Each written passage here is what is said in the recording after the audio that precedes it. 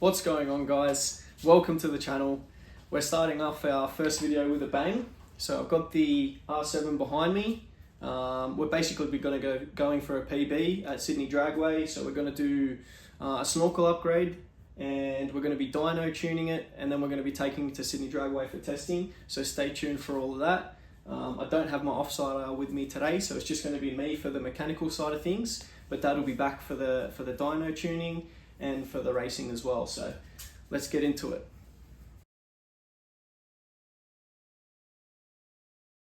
Okay, so for our international viewers, and for those of you who just don't know, LAMS refers to, in Australia, in all states except for ACT, refers to the Learner Approved Motorcycle Scheme. And basically, when you go and get your motorcycle license, you're restricted to what you can and can't ride. Your age and current licensing affects the time you have on that permit, pretty much. Now, we do get the HO version, or what we call the HO version of the R7 in Australia, which is the same as what everyone else gets in the rest of the world. So your key differences are the LAMS is a 655 versus the 689 in the HO. So 34 cc's difference in capacity. It has a throttle plate, which only allows you to open the throttle about 50%, as opposed to obviously 100%. And the snorkels, which we're tackling in this video. Now, what's done to the bike already is the throttle plate, the air filter with a 3D printed lid, and it's got a full Akropovich exhaust on it, race line, and the genuine Yamaha quick shifter as well. Okay, as you can see, we've got the bike pretty much all stripped, ready to tackle the airbox now. I'm of the opinion that you don't necessarily need to take it out, so I'm going to have a bit of a fiddle and see what I can do before I go taking the whole airbox out. I don't know what's going to happen there. A couple of tips. So I love these containers here. So I've got this pretty well organized. This is basically seat bolts, the two top fairings, the rest of the fairings, and then they're all your tank bolts. But basically, to pull the tank off, the way I do it is there's the two holes on either side. So you pull those two bolts out, and then there's the one long one up the front. It'll be in from the left side of the bike, and then obviously these four. Once you get down to that point, now there's the two breathers up front. This one didn't want to come off on me. This one popped off really easily. You got this fuel line, obviously. So this one here, this is like the locked position. So the red clip just literally just pushes up. And then there's a button on either side. You push those in, pull it off. It helps to have a rag there because, as you can see, fuel does come out. And then lastly, the connector, which is falling down now. Just that one there, which is right near the fuel line. Super easy. Okay, so here I'm just loosening the airbox. There's a bolt on either side at the back. There's a hose at the top on the front of it. And then obviously for both the snorkels on either side, there's a clamp holding that all together. Once I got all that loose and I've pulled it back, and then I'm going to go through with a screwdriver and just press on the snorkels and break all that glue free, so I can get them out without removing the airbox. So first snorkel is out. I was able to do it with the airbox still attached. So basically I just worked the glue off of here, and I pretty much just force fed it out from inside of the airbox. You can see the other snorkel here a little bit.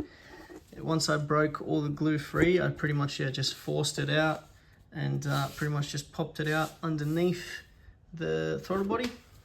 And the restriction is just crazy.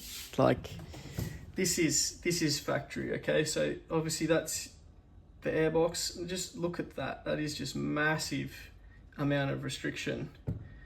And in comparison to this, which is completely open, it's crazy. So this should help us a lot. We're definitely going to PB for sure. Whether we can break a record, I don't know yet, but we're definitely going to make a PB with these bad boys. All right, so we've got both snorkels out. I was able to get them both out the front without removing the airbox. Now this part here, it's a two-piece design. So, which is good because obviously being 3D printed, we can't push it through the airbox the way we removed the old ones. Basically what I'm going to do is sit this one on the front. This will turn into it like that, and I'll just do up this grub screw and it'll be tightened basically. I will be putting some silicone around this lip here just to give it a nice seal on the airbox, so we're obviously not getting anything into the airbox on the other side of the filter.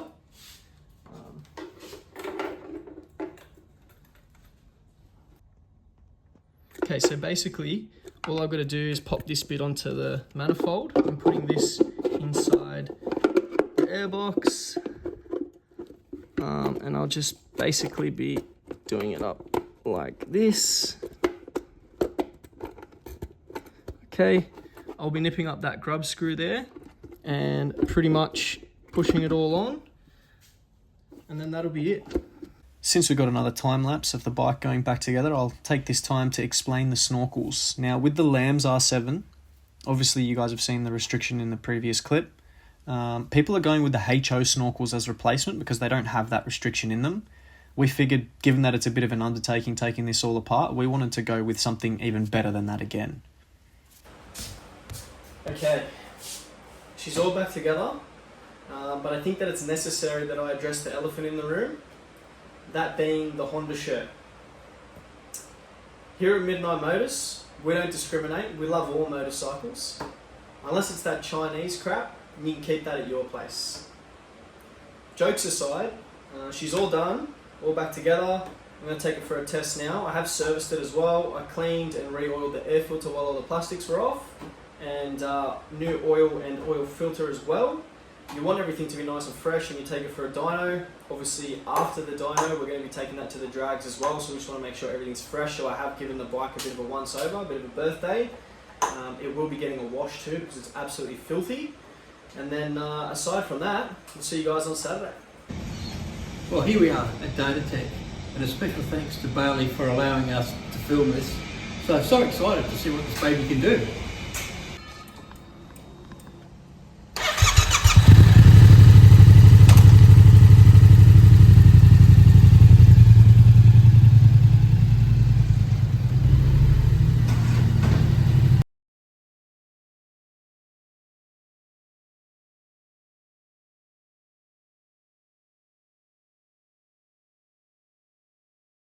To begin with, to do the baseline, what I'll do is I'll just make sure that the dyno understands what engine RPM the bike's at. So that is usually we can either put on an induction clamp, but in this case it's a little hard to get to the coils to do so. So we'll run off basically the rear wheel speed in 4th gear until the dyno at 60 kilometers an hour, it's at, let's say, 4,000 RPM. It can then calculate from there. Once we've got that, I'll just run through. I mean, the bike's relatively warm because you rode in here, but I'll just make sure it's all warmed up, check through a few things, make sure that everything we've got set up is all working, and then I'll proceed to do 10, 15, 20, 40, and 100% throttle, and we'll see where we're at with all of that, and then we'll start tuning. Great, looking forward to it. What are your predictions? What do you think she's going to make? I hope anything over 60. If I'm being optimistic, I hope 63 to 64 rear wheel horsepower, which is about 75 engine horsepower. Oh, they come at the low 40s, so I'm thinking 58, 59. 58? I reckon if we make 60, I'll be happy. Anything over 60, that'd be beautiful. To do the tuning side of things, I'll probably start with a file from one that I've done previously, which will help speed up the process a little bit, but we'll still go through and make sure that it's tuned for this bike exactly. But yeah, we're going to be starting from a good point already, so we're not going to be going from stock basically.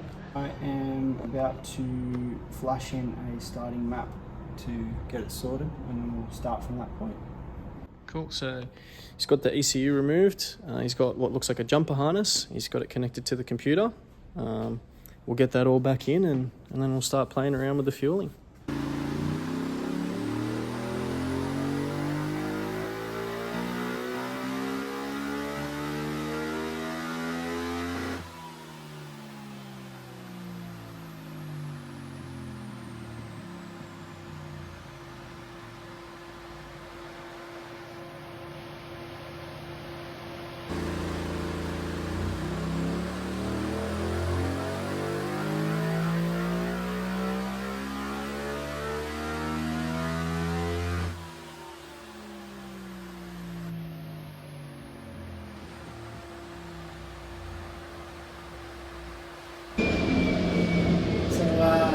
looks like I was kind of right with my prediction. Bang on the money. I hope 63, 64 real horsepower. Yeah. That's good to see. I mean, the velocity stacks aren't really losing anything down low, but they seem to be working well up top. So they're doing their job nicely. Compared to other setups I've seen with either just being a pod filter or the standard HO intake, this seems to be working a little bit better. So I think it's a good upgrade that you've done at the time of doing the install rather than just throwing in the standard ones. So, cool. That's what I like to hear. But yeah, still a bit more to go. At the moment, it appears that they are, like those stacks are making it want to run richer down low through the rev range at full throttle. And well, really all the way up to about 7,000 RPM. So we're going to lean that out, see if we can pick up a little bit more through that area. And then also it is going a little bit lean in the top end, so we might be able to pick up maybe half a horsepower more or so if we just richen that up too. So may even get it to 64 if we're lucky. Oof.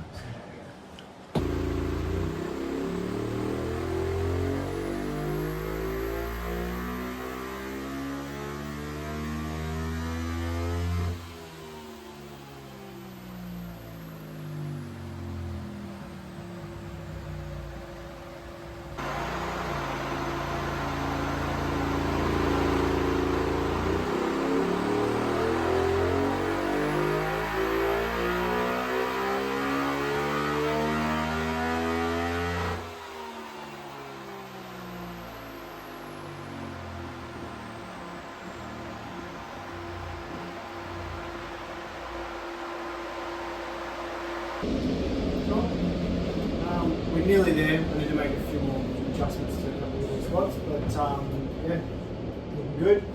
We're just off that 64, but it's very close. We might get there if we're lucky in the next run, but yeah, pretty close. I think we got a 63.8. I saw a 63.8, yeah. So yeah, it's pretty good. And I just went and checked, and like the best that I've had is 64 on the dot, and that was an XSR 700 with the pod filters.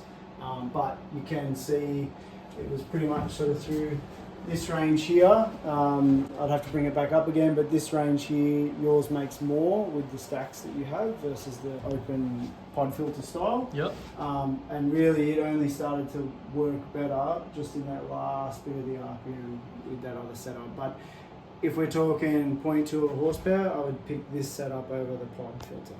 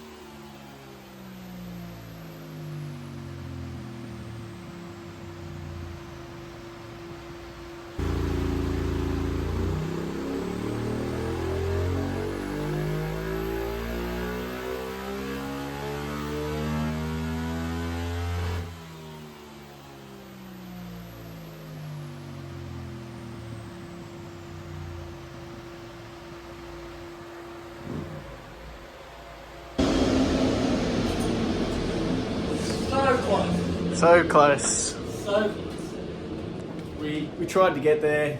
Bailey was giving her the juice, but she didn't want it. We tapped out at 63.9. Yeah, 62. And look, that's a great gain. It's a great gain from what we had when we came in.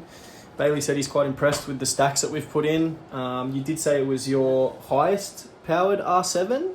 Yeah, highest powered R7. So highest powered R7 that he's tuned, but just short of the highest powered CP2, which is the engine that's in this, which was a 64 flat. So we're 0.1 of a horsepower off that. Would have been good to take his record, but we could spend all day here and maybe get that 0.1 just in one run versus another. There could be that difference. So we could be here all day, but there's no point in running the bike and getting it hotter and hotter and hotter, trying to just get that 0.1 of horsepower. So great result. I'd be happy with that. It's super smooth and nice power delivery. It's not losing anywhere down low. It's just gaining that nice top end from having that performance motor. So. You can see on the graph there, it's super linear, nice and smooth all the way up to redline. Okay, so this poor fella, it's obviously his first time at the drags, and he was having trouble staging up, but that's cool because it gives me some time to talk. Previously to this night, my best was a 12.5. My first pass after the Snorkel upgrade and the tune, I got a 12.116 with a 109 mile an hour. I got a 12.126 with 110 mile an hour. And then I tried launching in second and the thing just dead bogged. But I still got a 12.412 at 111 miles per hour. So that was still a PB, even though it bogged. I continued to launch it in second throughout the night, getting better and better each time. So this run here was a 12.187 at 109 mile an hour. I'm just going to walk you through these because it's a bit hard to see the board there. Now, this guy on the Harley, I did beat him once. Some people say I red lit. The jury's still out on that one. This one was a 12.184 at 111 mile an hour.